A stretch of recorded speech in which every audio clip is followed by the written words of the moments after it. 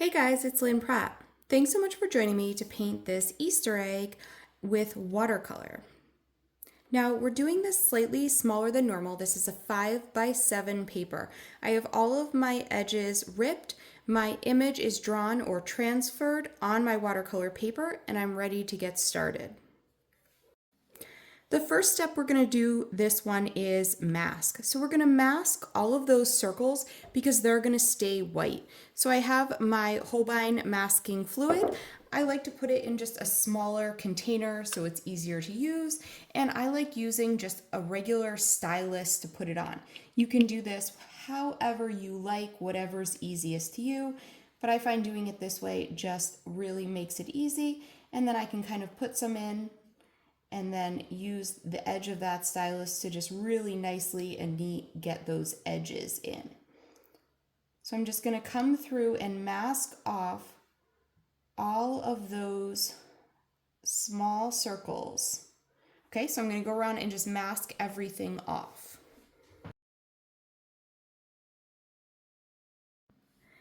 My masking is on all of my circles or whatever your pattern that you chose to do is, and I need to have it dry completely before I move on to the next step. So I'll get my paint ready. So here I have my little Easter Bunny palette, and I'm using two colors for this painting. So I have my Holbein Quinacridone Red and Holbein Shadow Green.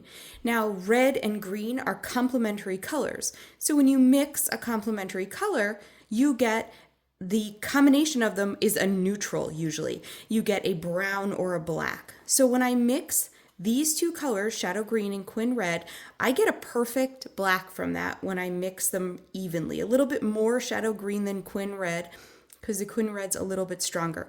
But I get a nice, perfect black, neutral black from it.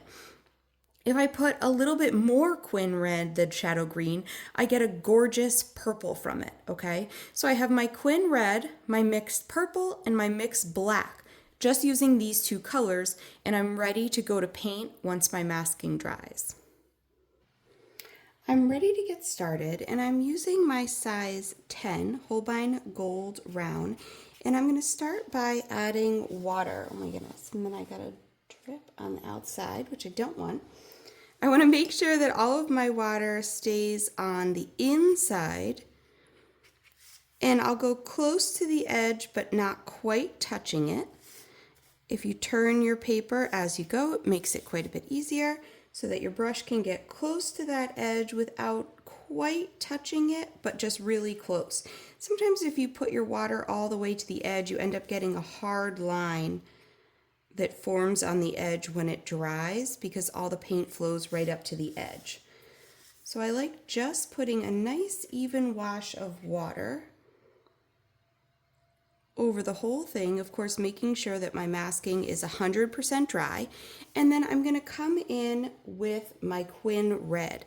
Now I'm doing this as a sphere, but it's an egg shape. So my highlight's going to be right here. So when I add my color, I'm going to add it to my darker area and blend it out from there. So as I'm adding my color, I'm adding it, and now I'm pulling it right up to the edge. But I want to be careful, especially because Quin Red is such a deep, beautiful color, but I don't want to get it where I want my highlight. So I want to make sure that I'm careful as I'm spreading it, because it does flow right with the water super easily, that I'm staying away and kind of just going around that where that highlight's going to be. And just come really careful right up to the edge. And now I know my highlight's going to be over here, so I'm just dripping off a little bit, making sure I have a little bit less so that I can spread around this edge. And again, just taking my time, making sure I'm right up against that edge and I have a nice clean border all around my egg.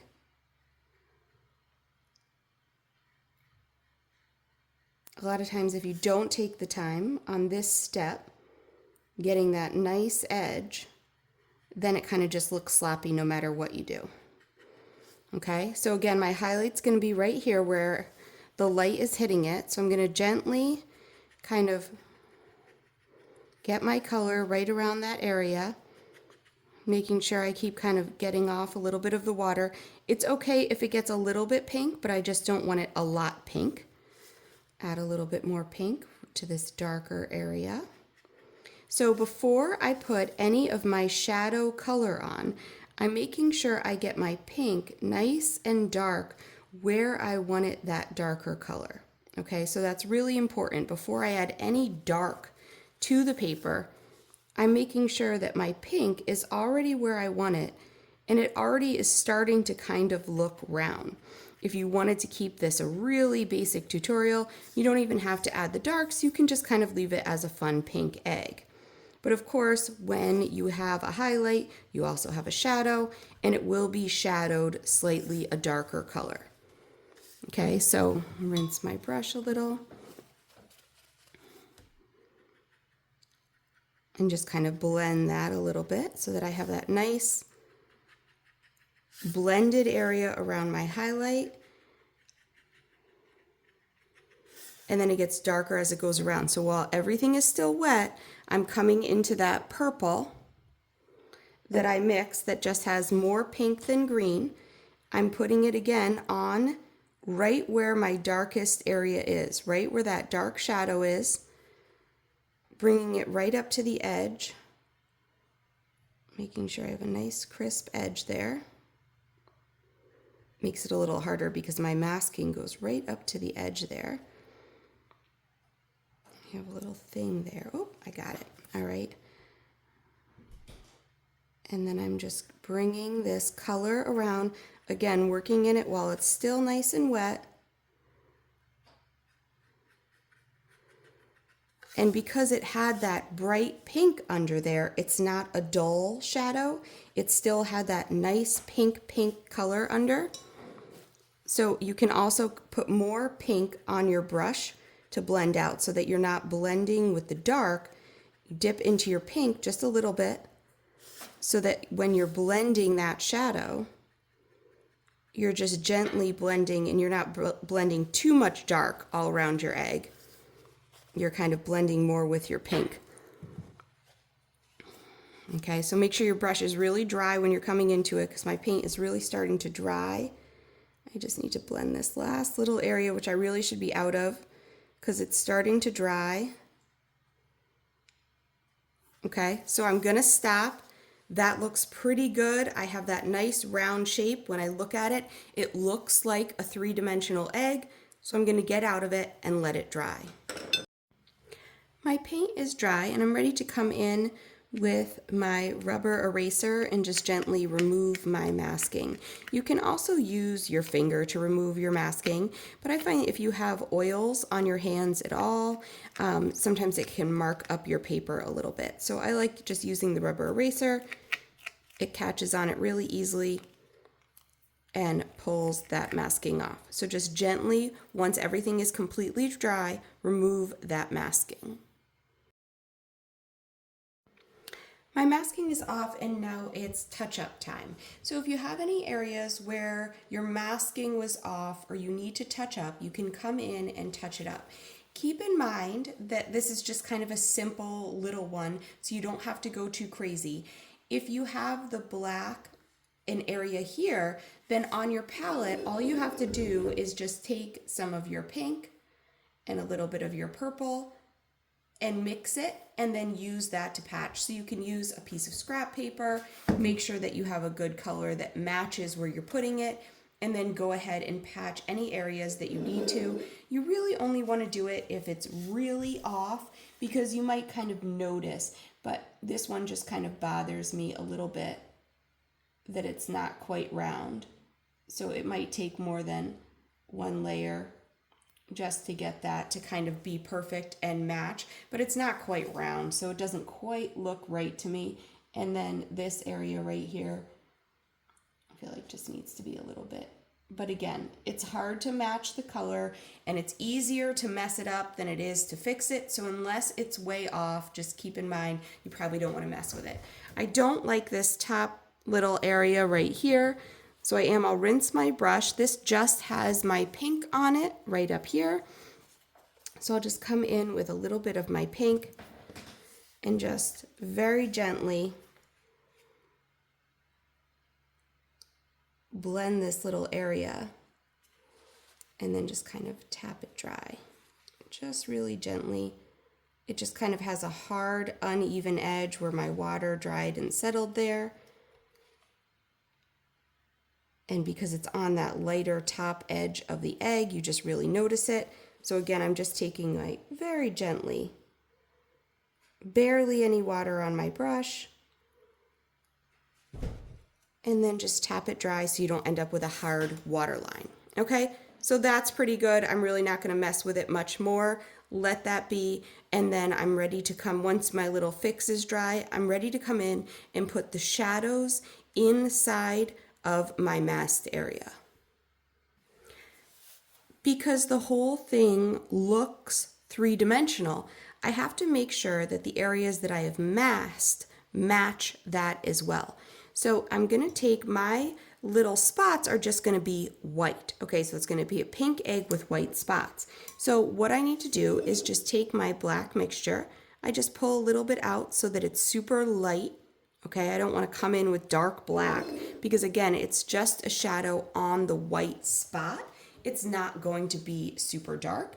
So I just come in, and again, you can do multiple washes. So start light because I'm just coming in with my size 4 Holbein Gold round and just gently coming right up to the edge, but not really touching it. I don't want to blend any pink.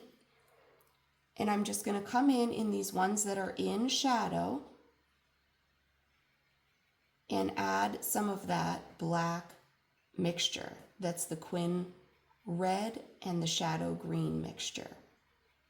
Okay, and just make sure it's nice and smooth in those. So I'm going to come around, it's going to be darker on these ones that are more shadowed, and the ones near the highlight aren't even going to have anything on them. And then there's going to be some that are blended a little bit. So this one's darker here and lighter here. So if you want, if you feel a little more comfortable, you can come in and put water on it first. I don't need too much, just a little bit. I have the tiniest bit of black still in my brush, which is fine. And then I'm going to come and put my darker right up to the edge and kind of blend it because I know this bottom part is just a little bit darker. Okay, so the white doesn't have to be one solid color. It can be a little bit of a blend to match the pink that's already on there and to match the shadow that's on there. Okay, so it starts to look like that's part of the curve. Okay, so this one will have the same.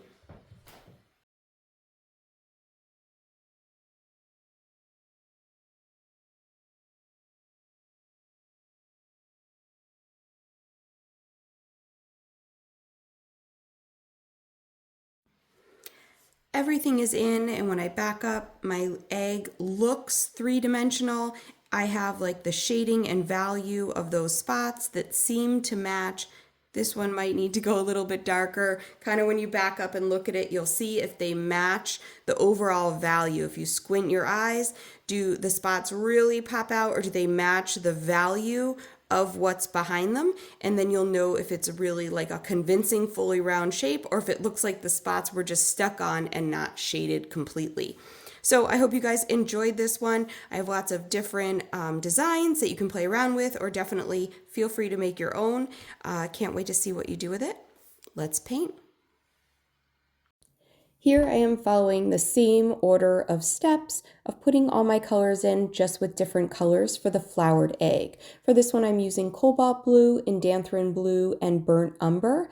And then I'm using new gamboge to put the centers of the little flowers in. I hope you guys enjoy painting these eggs, and we'll try out some other color combinations and some of the other templates that are included. Let's paint.